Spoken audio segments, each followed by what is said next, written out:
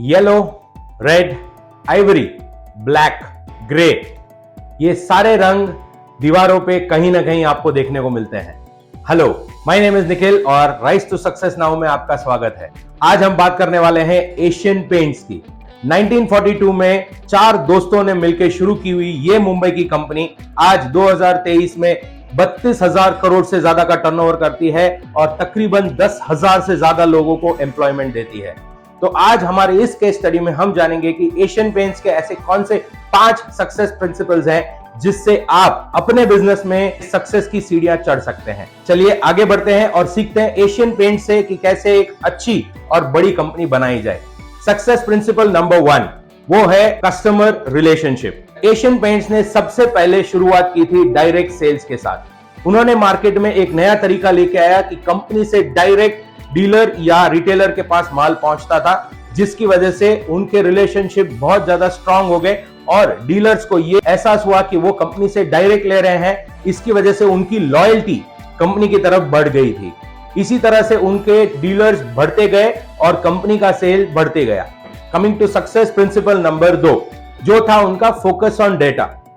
आप लोग सब सोच रहे होंगे कि इंडिया में सबसे पहला सुपर कंप्यूटर शायद गवर्नमेंट ऑफ इंडिया या इसरो या कोई आईटी कंपनी के पास आया होगा, बट इंडिया का सबसे पहला सुपर कंप्यूटर एशियन पेंट्स में आया था। यस, एशियन पेंट्स पहले ही दिन से डेटा को लेके बहुत ही ज्यादा पॉजिटिव था और उन्हें पता था कि डेटा के साथ वो जरूर मार्केट डोमिनेशन कर सकते हैं।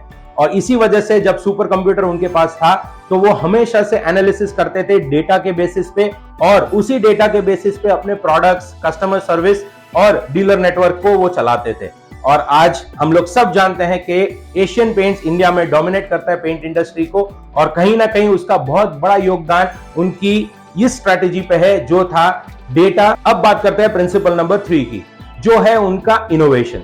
अब जब इतना सारा डेटा उनके पास आता था, मार्केट का डेटा, कस्टमर का डेटा या डीलर का डेटा, तो जरूर कुछ ना कुछ इनोवेटिव काम आसानी से हो जाता। आज की डेट में लेटेस्ट पेंट्स के ट्रेंड्स जो चल रहे हैं या फिनिशेस जो चल रही है वो एशियन पेंट्स के इनोवेशन की वजह से ही है।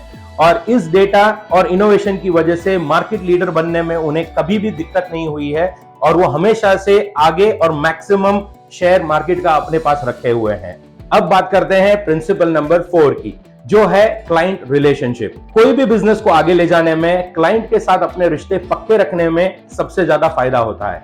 एशियन पेंट्स जो डायरेक्ट सेल्स में था, उन्होंने अपने डीलरों का बहुत अच्छे से ख्याल रखा। ना सिर्फ उनको सारे प्रोडक्ट्स टाइमली मिलते थे जिसकी वजह से प्रोडक्ट अवेलेबिलिटी कभी भी प्रॉब्लम नहीं थी, बल्कि उन्होंने अपने डीलरों को खुश भी बहुत रखा। उनको बहुत अच्छे तरीके से रिलेशनशिप में बांध रखा था, बहुत सारी स्कीम्स देते थे और कहीं ना कहीं उनका ख्याल रखने पर उनको उनका फायदा जरूर मिलता था। डीलर भी खुश, सेल्स बढ़ते जा रहा था और आखिर में कंपनी भी खुश हो रही थी। अब बात करते हैं प्रिंसिपल नंबर 5 की, जो है हाई प्रॉफिट्स। आज हमने देखा कि कैसे एशियन पेंट्स ने डायरेक्ट सेल्स किया, इनोवेशन किया, अपने रिलेशनशिप स्ट्रांग रखे। तो इसकी वजह से सबसे ज्यादा इफेक्ट कहां पे आया, तो वो था उनके प्रॉफिट्स पे। एशियन पेंट्स एक हाईली प्रॉफिटेबल कंपनी थी क्योंकि उन्होंने सारे बीच के लोगों को हटा दिया था। डायरेक्ट सेल की वजह से उनको सारे मार्जिन्स मिलते थे, इनोवेशन की वजह से सेल्स और बढ़ जाते थे और मार्केट फेवरेट होने की वजह से कस्टमर बार बार एशियन पेंट्स सेलेक्ट करते थे, जिसकी वजह से भी उनका सेल्स बढ़ते जा रहा था। तो चलिए क्विकली हम लोग रिव्यू कर लेते हैं उन 5 पॉइंट्स का। सबसे पहले आता है उनका डिस्ट्रीब्यूशन नेटवर्क, जो नंबर 1 था। नंबर 2 पे आता है उनका फोकस ऑन डेटा। नंबर 3 पे है उनका इनोवेशन। नंबर 4 पे है क्लाइंट के साथ उनके रिलेशनशिप और 5वां है उनका प्रॉफिटेबिलिटी। इसी के साथ हमने देखा कि एक पेंटिंग इंडस्ट्री 1942 में शुरू की थी, आज भी मार्केट डोमिनेट कर रही है। अगर आपको लगता है कि आज के वीडियो में आपको कहीं ना कहीं अपने बिजनेस के लिए कोई ना कोई बात सीखने को मिली है तो जरूर हमें कमेंट लिख के भेजिए।